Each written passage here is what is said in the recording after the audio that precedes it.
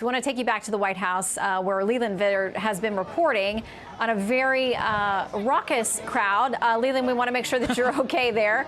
Tell me, because I know that you said that there are more officers on the scene now. This is directly outside the White House. That's right. What's right behind you over your shoulder. But what about the crowd? Can you tell us, has it grown? Has it dissipated at all as we're now almost nearing 1 a.m. here on the on the East Coast outside the White House? Yeah, you can probably see me looking around and keeping my head on a swivel here. The crowd, maybe in numbers, hasn't necessarily grown, but in intensity and anger is kind of grown. And if you cover these things enough, you get a sense of who's looking for trouble and who's not. Earlier, may have miscalculated that a little bit in terms of being able to interview people and try to talk to them. It's part of the problem of trying to hear what people's grievances are and talk to them versus just hearing these really angry rants.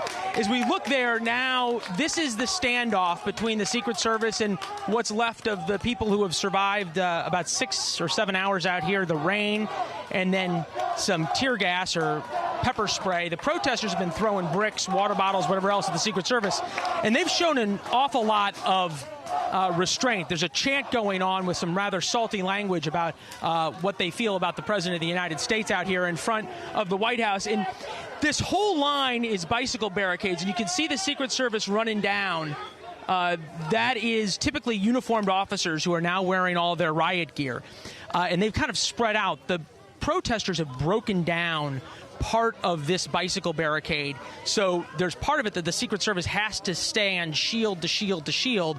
And the protesters seem to have gotten a little bit smarter out here now, because they outnumber the officers, and the officers have to sort of match them one for one across this bicycle barricade.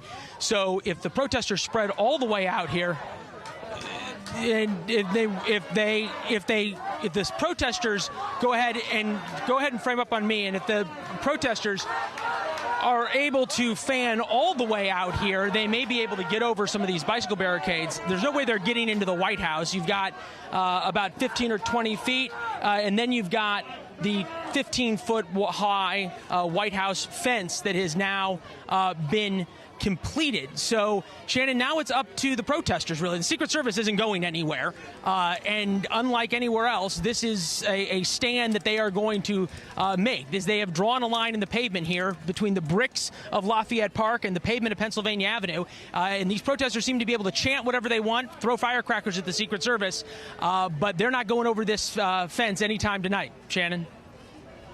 Yeah, that is the point of a protest, to be able to, in this beautiful country of ours, to say your piece, to make your voice heard.